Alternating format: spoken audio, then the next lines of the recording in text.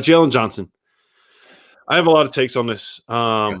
You were kind of ahead of the game on it, so I'm going to open the floor to you first. Obviously, Jalen Johnson left Duke. They phrased it as an opt-out, and they said that he's doing it for his health to prepare for the NBA draft.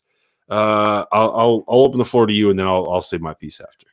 I mean, listen, they've had issues. Duke's had issues with Jalen Johnson dating back to early in the season. I said it when he stepped away with a foot injury in December.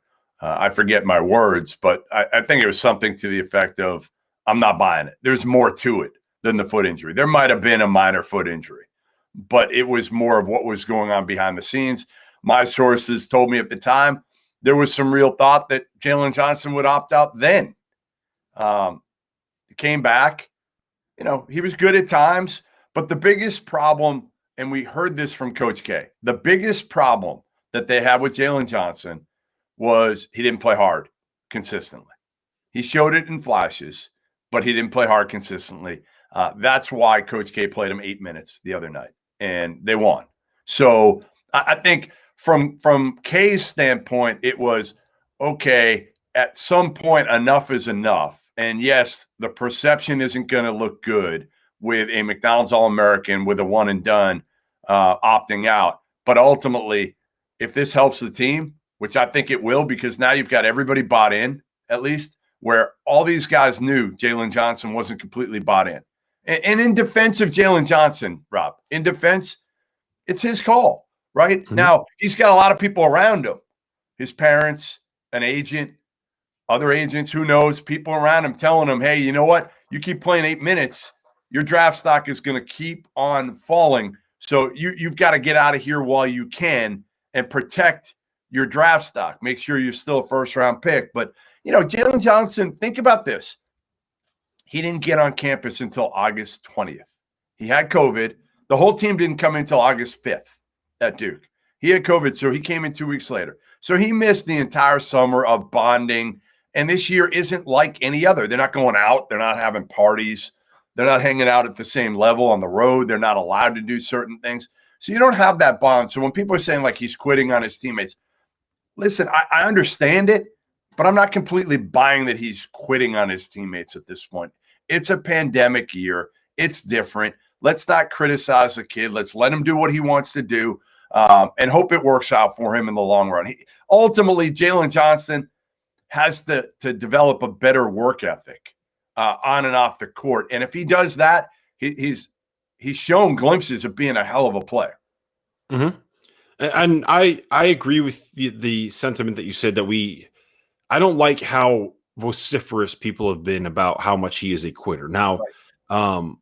He is, I don't like the term that he is opting out. I like the phrase that he's just done playing college basketball, and that's fine. There's nothing wrong with saying he's done playing college basketball, but I think so much of this conversation is being tinged by the fact that Jalen has a reputation for doing this a little bit.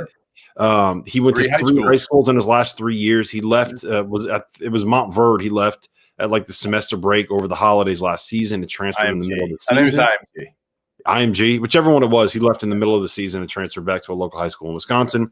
And it's when you've been criticized for your work ethic and your buy-in, you play 8 minutes in the best game of the season that Duke plays, and then you say, okay, I'm done. Like that, the optics of that are going to look really bad. The other part of it is that if the statement that Duke put out and that Jalen put out was that he's doing this to get healthy, right? Well, if it was an injury issue, he wouldn't be going home. He would be staying at Duke where he gets the best medical treatment he could possibly get. So there's obviously something else going on there. Now, you're right. It's a pandemic year, and like everything that is going on this season with all of these kids, like at some point, if Jalen says, look, what's best for me is I got to go, then that's fine. Like, go ahead. No one should judge him for it. Everyone is going to judge him for it because he's Duke and he's Jalen Johnson and he has the reputation preceding him. But no one should, if this is what he needs to do that's best for him, then go for it.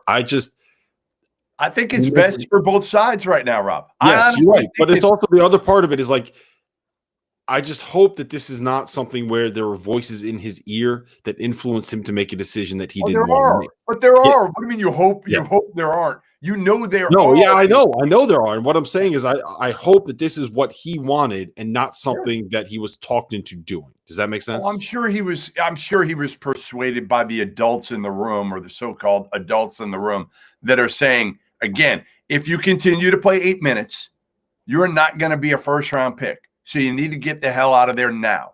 And on the flip side, Coach K is saying, you know what? We try to get you to buy in. And at this point, if you want to go, we're going to let you go. We're gonna support you, whatever it is.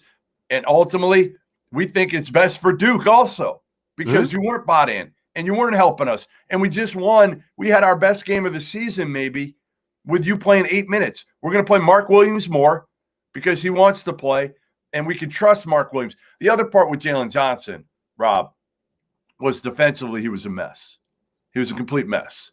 So you had a guy that wasn't completely bought in.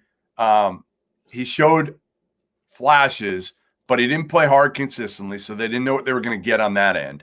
And then you add in defensively, he really didn't know what he was doing a lot of the time.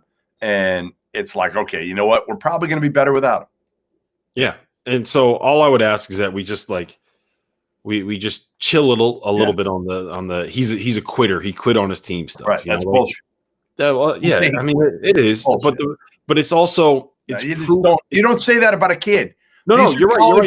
Well, what I'm saying is that it's also evidence that when you have a reputation for doing these kind of things, that stuff's going to stick with you. So you need to when you make some decisions when you're younger, especially if you're going to be a future star, like you have to be cognizant of that. You have to understand that something like transferring in the middle of the season as a high school or going to 3 schools in 3 years, and if it puts you in a situation it's going to you're going to have a reputation and it's going to start building a brand for you. And you don't want NBA guys were hitting me up. NBA guys were hitting me up like crazy last night. What did he do? What's Duke saying about him? Are they killing him already? And I'm like, they're really not. Like, I think Duke honestly is good with this. I honestly think they're good with this, other than the fact that they may be concerned of how this looks to other recruits. That's probably their biggest. But it's also like it shouldn't look like the point you made about not being able to get to know anybody is such an important point in this conversation, because when he's in a new place, he doesn't know anyone, he's got to be isolated. They're not going to be able to have team dinners. They're not going to be able to hang out on the road. He's not able to go out and party. Like every night he's basically sitting in his room watching Netflix. Yeah. Oh, and by the way, he's playing 8 minutes a game and it might be costing him his draft stock. Like I get it. You can't blame him. Like it makes sense. Like financially and everything, it makes some sense, right? The more he plays 8 minutes, the more eventually people are going to say why. And eventually he might fall out of the first round. Look what happened to like BJ Boston and Terrence Clark, and like the conversation changed for them because they kept playing. Well, Terrence Clark, I don't know for a fact on this one, but I don't doubt that Terrence Clark's situation is similar to Jalen Johnson's, other than the fact that he hasn't left Kentucky in Lexington. Well, it's also, maybe he was milking the injury a little bit. I don't know. I don't have any information on that. You might know better than me. Well, Cal came out and said the doctor cleared him, and then the next day he said, no, he's hurt. So, well, here's the thing. Like, Terrence is still in Lexington, right? Has he left? Yes. Which leads me to believe there probably is an actual injury there, because the best place for him to get kind of treatment is staying on campus. Does that make sense? Yeah, I mean, yes and no. I mean, I think, again, you can get good treatment if you're connected to an agent. They'll find some place to get you rehabbed, and you can train and start preparing for the draft. And I'm sure that's what Jalen Johnson is hopefully going to do here. I mean, that's what he should be doing. What he should be doing is locking himself in the gym and shooting 8,000 jumpers every single day. That's what he should be doing. Otherwise, he's going to be like a lesser version of Ben Simmons. And the entire value of Ben Simmons is that not only is he a great passer, but he's also an elite defensive player. Right. And Jalen Johnson, if you're not a good shooter and you're not a good defensive player, like all you are is a guy. I'll tell you what.